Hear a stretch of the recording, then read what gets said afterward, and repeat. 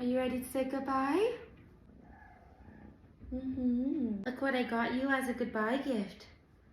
This looks like Jelly when she's mad at me after her fart baths. Are you gonna be good in your forever home? I'm gonna ask your mama how you're doing. Okay? Jelly chew. Doesn't that look like Beanie? When Beanie gets cuddles, you look like this. Beanie, you have your own little Beanie now. Yeah, I know. I'm gonna miss you. Come here, Beanie and Jelly. It's almost time for me to call them Meowber. You're gonna go to the SPCA, you're gonna get your vaccines, and then I'm gonna take you to your forever home. Final group hug. Time to get in your carrier, okay? And then off we go. You okay, Jelly and Beanie? I put a blanket in there for you. I'm right here. Are you curious about outside, Beanie? Can you tuck your tail in so I can zip up the carrier? Inside. Don't escape, okay? Just your little face. To your forever home, girlies. Do you want to come out from this side? What do you think? Of course, Jelly goes out first. Hi, Beanie. Hi. Yeah. Jelly is speed. Oh.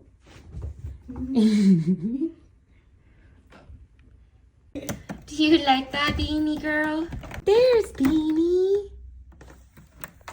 Her name is Sesame now. Yeah, Jelly, that's your litter box. You figured it out at your new home. You want some privacy? Good job. As promised, I told you guys I would show you the samples of the ringworm culture test. This is the one we just took, so I labeled it number 4, and I have the date noted as well. As you can see, there's nothing on it right now because we just plated it. So we're gonna wait at least 1 week to see if there's anything that grows, but sometimes it takes up to like 2 weeks for anything to grow. This is the sample number 3 that I took last week. So I will show you.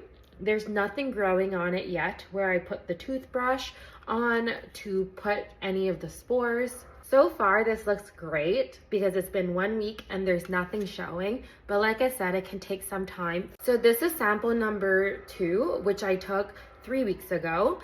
So you can see, unfortunately, there is one colony of ringworm that's grown on the yellow side. It turned the medium blue, and then on the orange side of the medium it's turned red, and that indicates that they did detect some spores of ringworm. So this is test number 1 that we took.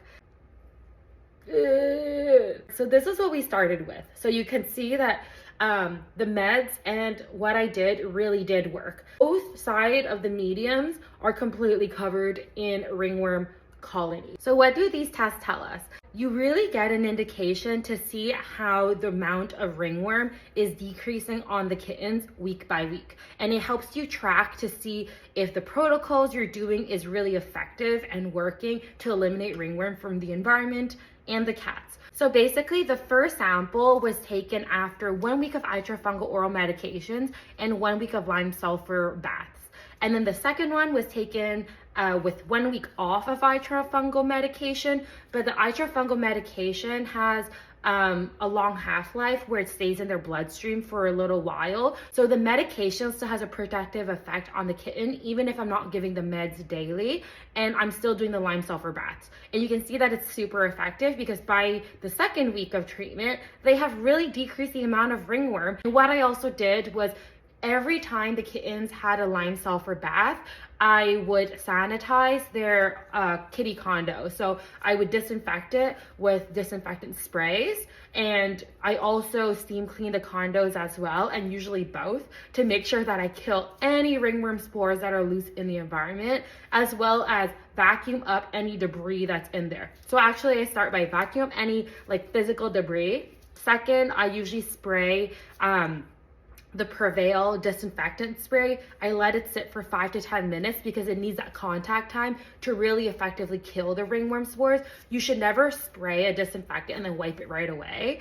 you're not really giving it time to do its job. So always read the bottles of any type of disinfectant you use to really understand how it works to kill any bacteria, virus, or fungi that you're trying to eliminate. The third way I do it is I steam clean it with boiling water. So I have a Bissell cleaner to kill any remaining spores and any nooks and crannies that I might have missed to wipe. So for clarification, the isofungal medication is given to the kittens 1 week on, 1 week off, and then 1 week on. But the lime sulfur baths, they get 2 times a week. So sometimes I give it every 3 days, every 4 days, like, you know, depending on my schedule and what I can do. But they usually get it minimum 2 times a week, and that's super effective. And you let the kittens marinate in it so they don't get it washed off. You do want to limit how much they lick it off themselves. So if you have a cat or kitten that does lick the lime sulfur off of them a lot, you are advised to put a cone on them to let it dry a little bit before they start grooming themselves. The kittens were pretty good at that, so I just kind of put the soggy fart water kittens back into their kitty condo, and then yeah, they dried off in there. Since they have to dry off with the lime sulfur on them and stay soggy, I do turn the temperature up at my place to 25 to 27 degrees Celsius to make it as warm as possible and comfortable for the kittens during the drying process. And then I turn it back down to like a reasonable 21 degrees Celsius in my home. I try my best to limit any cross contaminations. So yes, unfortunately, my cats did catch ringworm in the end, but it's likely that the kids already had it. They were symptomatic, running around. My cat Matcha at the time had his hurt paw. Also, you know, his immune system was weakened. He was on antibiotics for his infection. So I'm not surprised that Matcha is the one who caught ringworm. It makes sense that there was like a delayed period between the kittens having it and the Matcha having it. So I'm really happy that the ringworm process with the kittens is almost done. It's unfortunate that I start back at day 0 this past week with my 3 cats to give them the meds and lime sulfur baths. So on Sushi, I did notice 2 small lesions that aren't severe yet. So we're just treating her with like half a dosage of the medication for now, as advised by the vet at the SPCA. And then Matcha's getting a full dose because he did lose a patch of skin. And also Matcha's really skittish, so I can't catch him to give him lime sulfur baths very much. I'm only going to give him lime sulfur baths when I can catch him. And I was told to minimize doing it because the stress could actually make it worse. I'm going on like a case-by-case basis, right? You treat the kittens a little bit differently. They had to be in quarantine. My older cats are already all out in the house.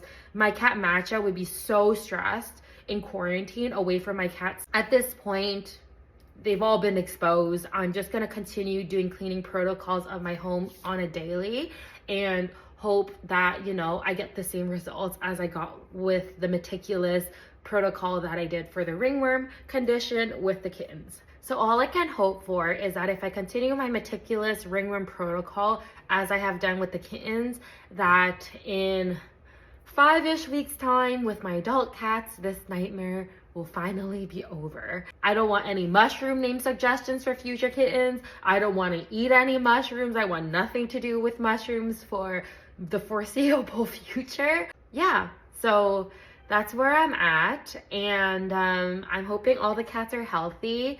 And as you can see, there is a very much decreased level of panic in my voice. And yeah, I think it was my first time handling ringworm, so it was pretty tough, especially since I'm a scientist. Having the visual of the tests really gives me a peace of mind that the medication works. The lime sulfur medication works. It will decrease the amount of spores in my environment if I vacuum 1 or 2 times a day, steam clean every 1 to 2 days, Swiffer every day. It does give me a lot of reassurance. Yes, the containment was the kitty condo for the baby kittens, but even within my condo, I was vacuuming every single day and steam cleaning every 2 days. So I'm not gonna stop. I'm just gonna continue doing that. Given that I have 3 cats and only Matcha has 1 lost patch and Sushi has 2 little tiny lesions in the past 5 weeks, it could be worse. They could have had it a lot more had I not been cleaning the amount I've done. So yeah, I do question, what if I caught it earlier? Did I not clean enough? Which is why the cats got it. But at the end of the day, they were highly likely to catch it because the kittens were free roaming for at least a month here. I don't know how long they had it for before we caught it. So all I can do is treat things as they come. So thank you all for all your support again. This ringworm journey has been quite challenging, but it was really, really encouraging to hear from a lot of you with experience from this, giving me tips.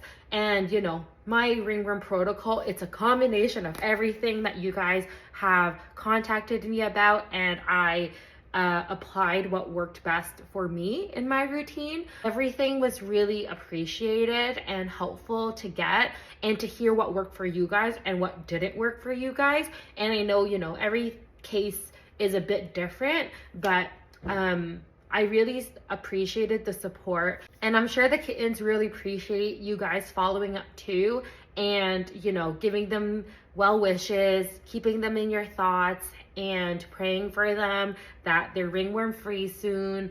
And yeah, like, this is, to me, it's kind of like a nightmare that I never wake up from, because I wake up and there's more ringworm. I wake up and there's more ringworm, but it's not the end of the world. And I want to emphasize that. If I can do it, so can you. It is worth saving these 2 little baby kittens' lives for the amount of trouble that it has caused me. It's undeniable, but I wouldn't change it for the world. If I could go back, I wouldn't think, oh, I shouldn't have taken Beanie and Jelly, and wish that I got kittens that were a bit easier. Every case that I foster teaches me new things. So I do see this as a learning experience. In the future, if the cats get ringworm, I will be prepared. No more open display stuff.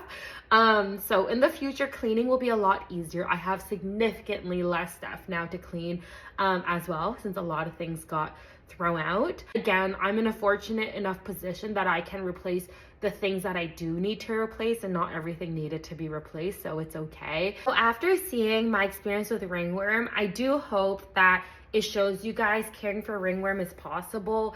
It isn't the end of the world. It's curable. It's not a crazy, deadly disease or anything. It's just a nuisance. Like, it's just annoying.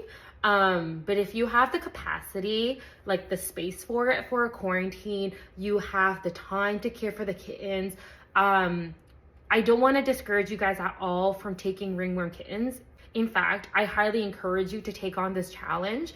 So at least in North America, I know that a lot of rescues just won't have the capacity to take on ringworm kittens. So they often get turned away because it's difficult to find a foster who is willing to open up their home to this potential trouble. There are some shelters who also don't have the capacity for it, because you need staff that are able to do this, and it takes a lot of work.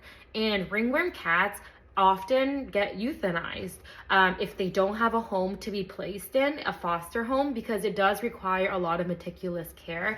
And I can imagine in a shelter environment with that many cats with God knows what, there's high risk of continuous cross-contamination, and it just takes that much longer to get rid of ringworm. So I'm really proud and glad that I was able to get the ringworm in Jelly and Beanie in the minimum amount of time of like 5 to 6 weeks. Yeah, I have OCD with cleaning, so I'm sure that played a huge part in the meticulous amount of cleaning that I did, and I got rid of it. But I'm just saying that if I can do it, so can you. Like, coming from somebody who, is a bit germophobic, who likes things to be clean and the way I like it to be done, it was difficult for me emotionally, and it was a lot of time and effort to take care of them. But if I was able to push through that and take care of Jelly and Beanie, the average person can do it too. It just takes a bit of patience and time, but it's totally worth it because it's a curable thing. And it's a shame that cats who have ringworm often get put down and euthanized just because there's no capacity. It's so curable. That's the thing. It's just a lot of time and energy. That's all. So if you have the capacity and time and energy, reach out to your local shelters and inquire about fostering. You don't have to ask for ringworm cats specifically, but just be aware of what ringworm is. And if you were to get a ringworm litter of kittens, don't panic like I did at the beginning. But it's also okay if you panic. Just know that you will be able to get through it. And